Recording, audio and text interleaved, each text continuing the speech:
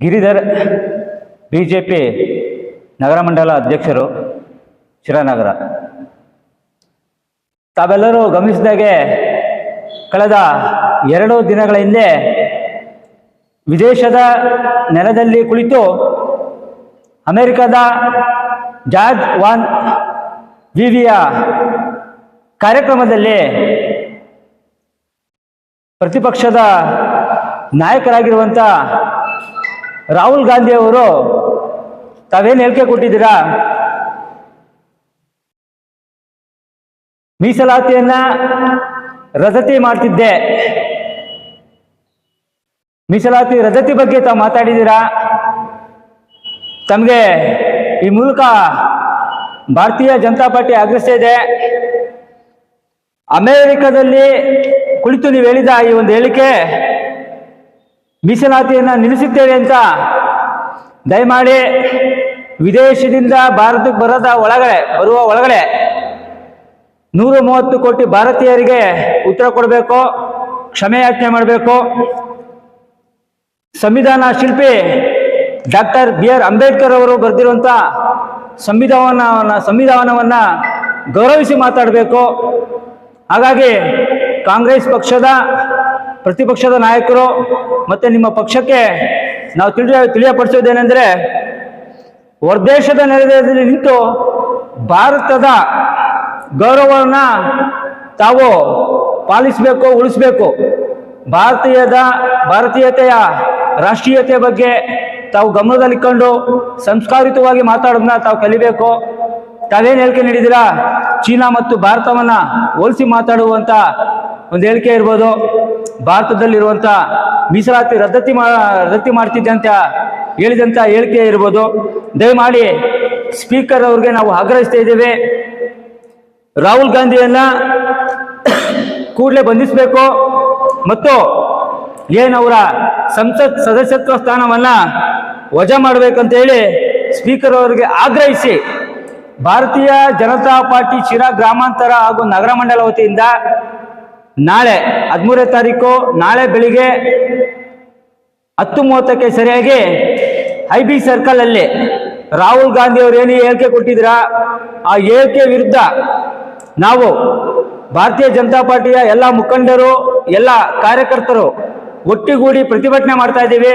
ಹಾಗಾಗಿ ಭಾರತೀಯ ಜನತಾ ಪಾರ್ಟಿಯ ಕಾರ್ಯಕರ್ತರಲ್ಲಿ ವಿನಮ್ರದಿಂದ ವಿನಂತಿ ಮಾಡ್ಕೊಳ್ಳೋದೇನೆಂದ್ರೆ, ತಾವೆಲ್ಲ ಹೆಚ್ಚಿನ ಸಂಖ್ಯೆಯಲ್ಲಿ ಬಂದು ಈ ಒಂದು ಪ್ರತಿಭಟನೆಯನ್ನ ಬೃಹತ್ ಹೋರಾಟ ಮಾಡುವ ಮುಖಾಂತರ ರಾಹುಲ್ ಗಾಂಧಿ ಮತ್ತು ಕಾಂಗ್ರೆಸ್ ಪಕ್ಷಕ್ಕೆ ಎಚ್ಚರಿಕೆ ಕೊಡಬೇಕು.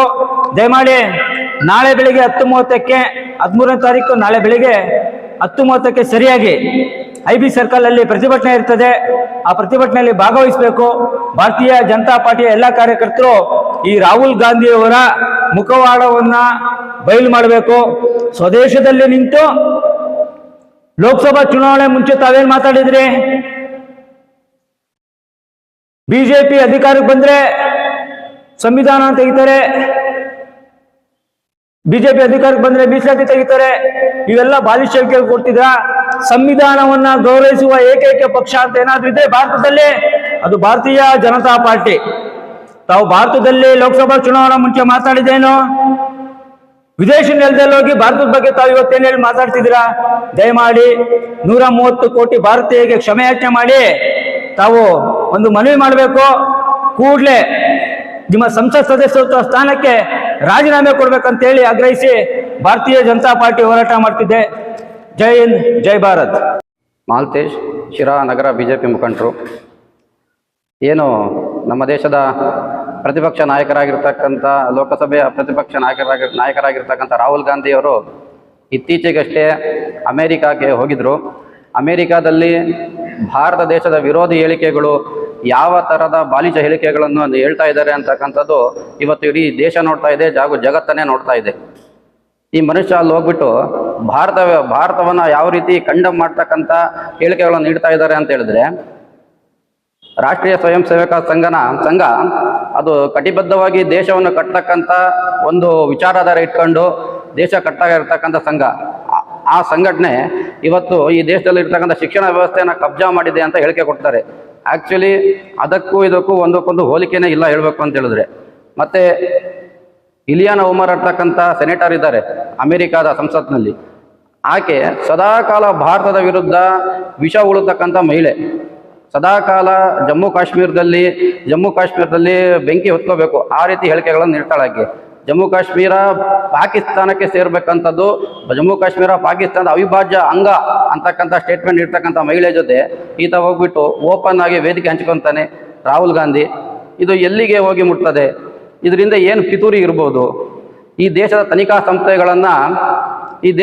ಸಂಸ್ಥೆಗಳು ಅಂತ ಹೇಳಿದ್ರೆ CBI ಇರ್ಬೋದು, ED ಇರ್ಬೋದು, ಇದನ್ನೆಲ್ಲ ಸರ್ಕಾರ ಕೈಗೊಂಬೆ ಮಾಡ್ಕೊಂಡಿದೆ, ಮಾಧ್ಯಮಗಳನ್ನೆಲ್ಲ ಬುಟ್ಟಿಗೆ ಹಾಕೊಂಡಿದೆ, ಮಾಧ್ಯಮಗಳನ್ನು ತನ್ನ ಕೈಗೊಂಬೆ ಮಾಡ್ಕೊಂಡಿದೆ ಅಂತ ಹೇಳ್ತಾ ಇದ್ದಾರೆ.